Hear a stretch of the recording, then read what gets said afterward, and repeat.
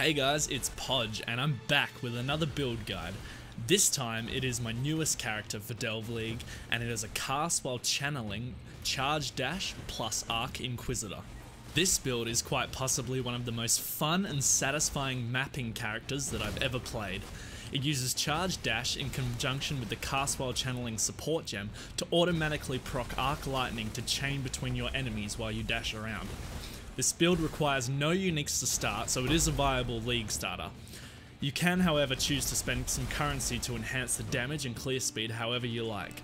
The footage in the background shows the character at just level 70, brand new in maps, and while it's not the greatest boss killer yet, it is showing a lot of potential as an incredibly fun and fast mapping character. This build uses only two recommended uniques, Mjolnir and Escher's Mirror. While these are not essential, they will significantly enhance our damage. At the time of recording this however, you can pick them both up on trade for a total of 25C. So as you can see, this character won't break the bank to get going. Let's take a look at the passive tree. To start, make a Templar and begin by grabbing the elemental damage and life nodes into Sanctity. Then grab Light of Divinity and Holy Dominion for elemental and spell damage. Next grab Spiritual Command and the minion damage here, I'll explain why shortly. Pick up Quick Recovery for life and mana regen and come up into Arcane Potency for spell critical strike damage. Take Purity of Flesh and head through the minion nodes to pick up Spiritual Aid. This node is very powerful in that it makes our increases and reductions to minion damage also apply to us as generic damage. Note, this will not work with more damage multipliers. Next, come down and grab the Jewel Socket, as well as a Shaper for life regen and the juicy Scion Life Wheel. It's best to grab this early for survivability. Next, come across into Witch Start and take Arcanist's Dominion, Heart and Soul and Annihilation for spell critical strike chance. Continue towards the Shadow section and pick up the Melding Cluster for life. Grab Crackling Speed for lightning damage and crit damage, as well as Throat Seeker for a massive amount of crit damage. Then pick up Written and Blood for more life, as well as Doomcast for even more spell critical strike damage. Come down to Cold-Hearted Calculation and pick up Nullification for life. Assassination for more crit damage, as well as Trickery, Blood Siphon and Coordination. Once this is done, it's just a matter of picking up things like Jewel Sockets and Utility Nodes. A very powerful one is Alchemists, which makes your Flasks much stronger. Next, let's look at the Ascendency. For Ascendency, we choose Inquisitor, and in Normal Lab grab Righteous Providence. In Cruel, we take Inevitable Judgment so our crits ignore enemy resistances. Then in Merciless, grab Instruments of Virtue for attack speed and spell damage. In Uber Lab, we take Augury of Penitence for more damage. Now to look at the gear and links. Our gear largely consists of some very average self-found rares, however we are using the Mjolnir unique gavel in our weapon slot. This weapon is extremely powerful this build because it gives our Arc Lightning an extra chain, which in turn gives us 15% more boss damage. It also triggers socketed lightning spells on melee hit, so socketed in it we have a second arc setup linked to increased critical strikes and added lightning damage. Our rare items are focused on getting as much strength, life and resistances as possible. This ring has an attack speed roll which is really nice, but any crit related stats would be far more beneficial.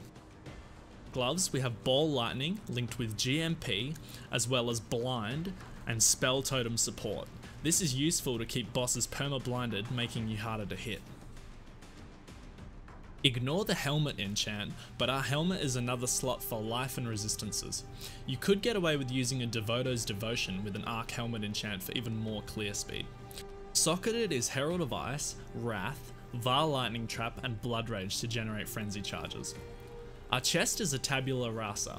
This chest is a placeholder 6-link chest and in it we have our main arc setup. We use Charged Dash, which is a channeling ability which converts 50% of our damage to lightning, as well as the Cast While Channeling support gem which triggers our Arc. Arc is the lightning spell which chains between enemies and deals 15% more damage for each remaining chain. We use added lightning damage support, increased critical strike support, as well as innovate support to boost its damage even further. Impulse's Broken Heart would be an amazing chest to use here. Our belt is just a life and resistance slot. If you can get some strength here, that's great. Our amulet is where we get most of our attributes from. If you can get another resist or two here, that helps too. Our other ring slot has more life, strength, and resists, as well as a lightning damage to attacks roll.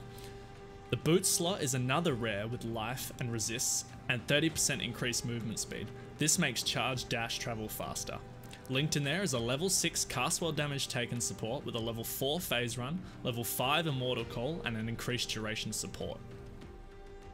The last piece of gear is our shield. We use an Escher's Mirror. This shield adds 1 to 10 lightning damage per shocked enemy you've killed recently, a massive DPS boost.